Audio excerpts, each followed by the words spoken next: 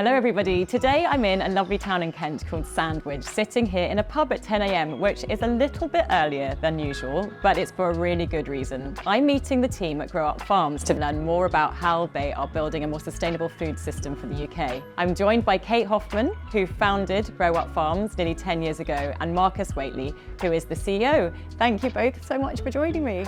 When I heard about GrowUp Farms, I thought it was just the most amazing idea. Growing salad inside, less waste, less pollution, and just thought this is something I absolutely have to invest in. And so it's absolutely so lovely to have you both here today to talk about it. Can you sort of tell me the history of GrowUp Farms, how you came about it, and what's your journey been? It's completely amazing to me that we're sitting here and soon we're going to have our salads on hundreds of supermarket shelves. We started with a bike, selling into Borough Market. We were selling to shops and restaurants across London. We always wanted to make sustainable food accessible to more people. And we knew that the tipping point would be getting to where we could do that at scale and make it affordable at the same time as maintaining the environmental and social goals that we set out to achieve. What really drew me to the business and what really excites me is how you have got purpose embedded from the very beginning of setting this business up.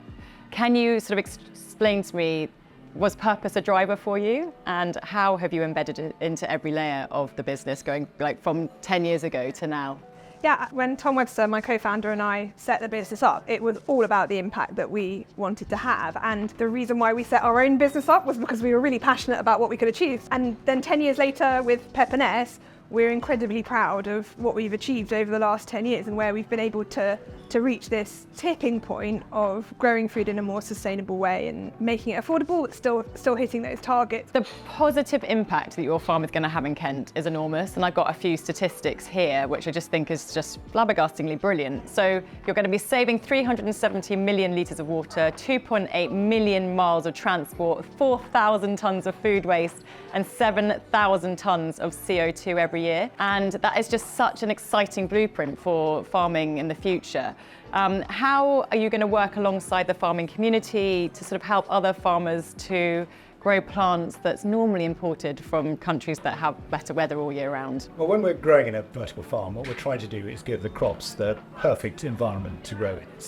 It's a Mediterranean spring day for them all day, every day. And that means they come out tasting absolutely fantastic. I mean, you can literally eat them out of the bag like crisps. We've now got something that stays fresher for longer, it lasts longer, it's less waste, it's better value for money. And you're doing something very clever with renewable energy as well, aren't you? So your site is specifically located to be next door to somewhere that produces waste energy, is that correct? Exactly. So energy is the biggest challenge in vertical farming, and that's what we've done is co-locate with renewable energy, and we've also worked out a way to use 40% less energy in farms. And that's so great, because you would have thought about this way before a cost of living crisis, so how wonderful that it's actually going to have that knock-on effect, that you're also producing less waste but also keeping the cost down for people to be able to eat healthily. How big is this farm eventually going to be?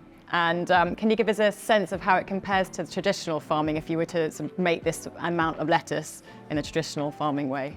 So at Pep and S, we've taken a disused brownfield site, and inside we've created the equivalent of 1,000 acres of traditional grade 1 farmland. The footprint of the land that we're using is a 5-acre site. So we've got that 5-acre site and we're making incredibly efficient use of that space. We've got 12 layers of crops stacked on top of each other, and we're able to grow year round, not just in the traditional season when you could produce salad in the UK. What's next for GrowUp Farms and the vertical farming revolution?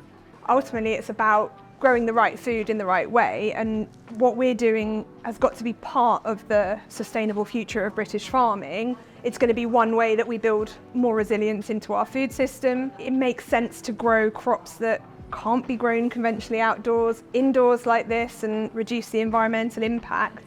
And when it comes to what we're going to do next, it's all about taking that unique energy model that we've got and how that makes our products affordable, and applying that to bringing people fresher, better quality food and solving problems that are there in the conventional supply chain. Great, well I'm so excited for the future and how you're solving so many issues all under one roof, and also making delicious products at the same time.